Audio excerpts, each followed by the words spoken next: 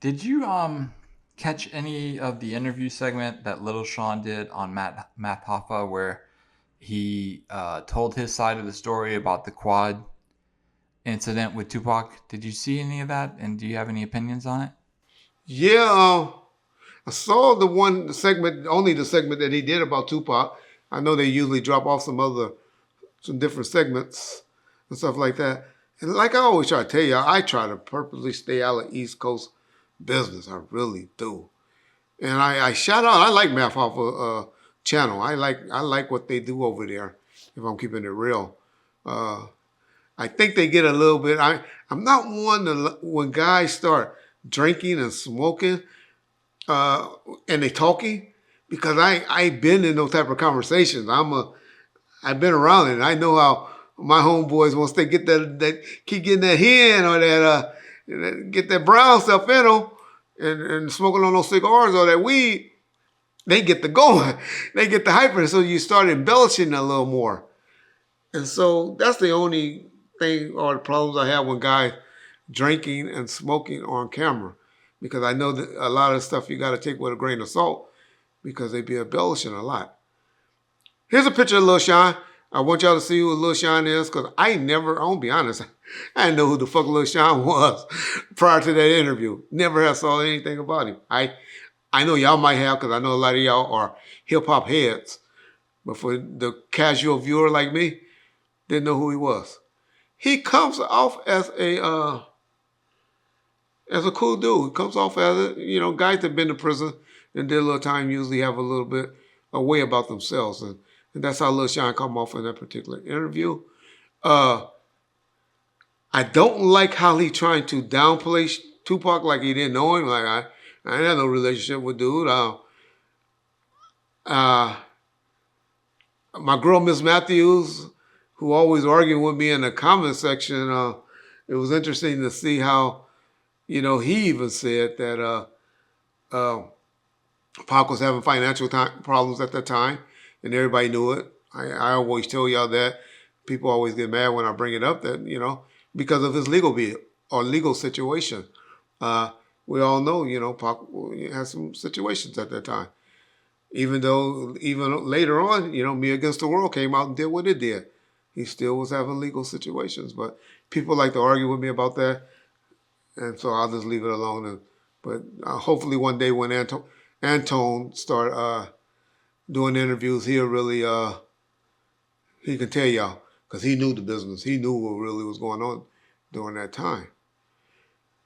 Okay, so he told us we learned in that particular interview that something I hadn't really heard. You guys might have known that what's the gentleman that had the TV show that used to be over Uptown?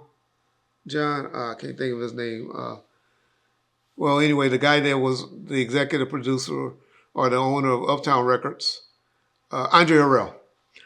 We learned in there that Andre Harrell, uh, was willing and liked Pac and wanted to give him a job on the TV show that was hot at the time.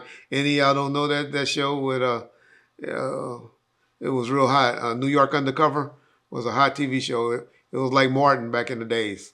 Martin used to come on at 8 o'clock, and I think New York Undercover came on at 9 every Sunday, and we used to run home to watch those two particular shows on Sunday nights because we didn't have all the DVRs and how you can tape stuff and all that. You used to have to tape it on a VHS recorder.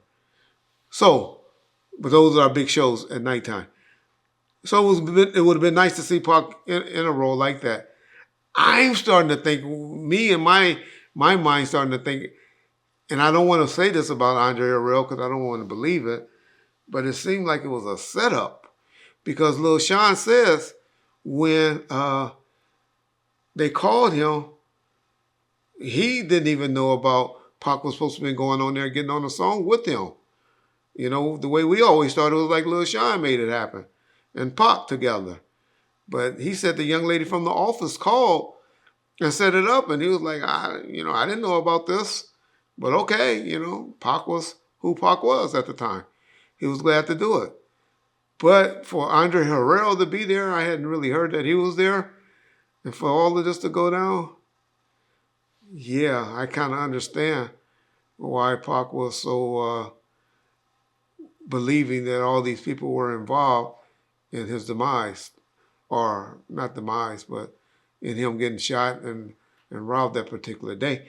There's another person that talked about Tupac shooting himself in the testicle once again. Um, just to show how those allegations was out there, not to belittle Pac in any way. And how I always told y'all the story that I always heard that Pac accidentally shot himself, but the other gunshots came from, you know, from the guys. Um, so yeah, that's what I took from the interview. Just that, okay, it was good to hear that Lil Shawn wasn't cool with.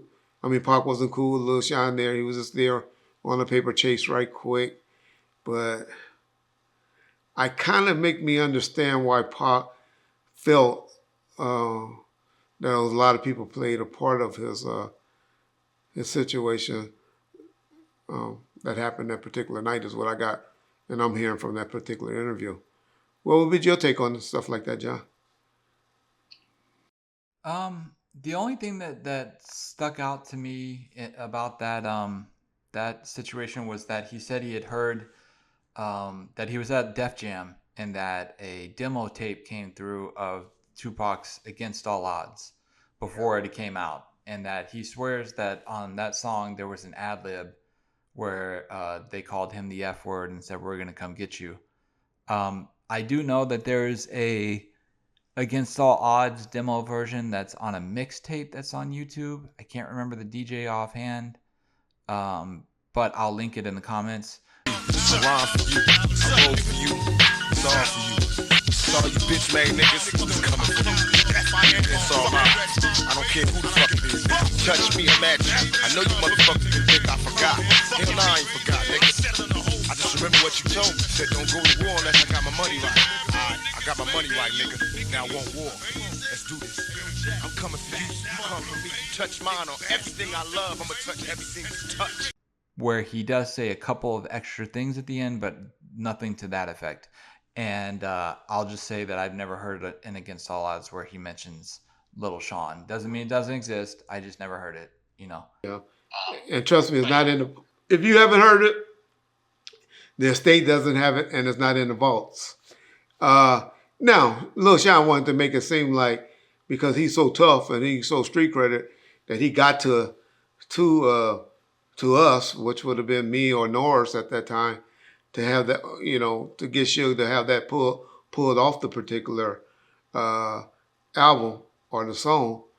But like I always said, if we would have did something like that, knowing what happened between Pac and Nas and that conversation that they had, we definitely would have probably pulled the Nas part off of that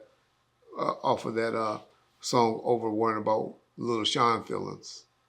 And so I just think that the song was pretty much, or the album was pretty much already done and was getting mixed down. I do know that there were other songs that was going to be on the mixtape that didn't make the mixtape or the album, Makaveli.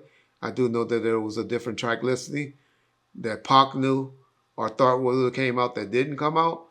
But trust me, we didn't go in there and do no editing. And not that we were dealing with the estate at that point because we wasn't. But Suge wouldn't have allowed anyone to change up anything that Pac was rapping about at that time. He wouldn't have allowed it.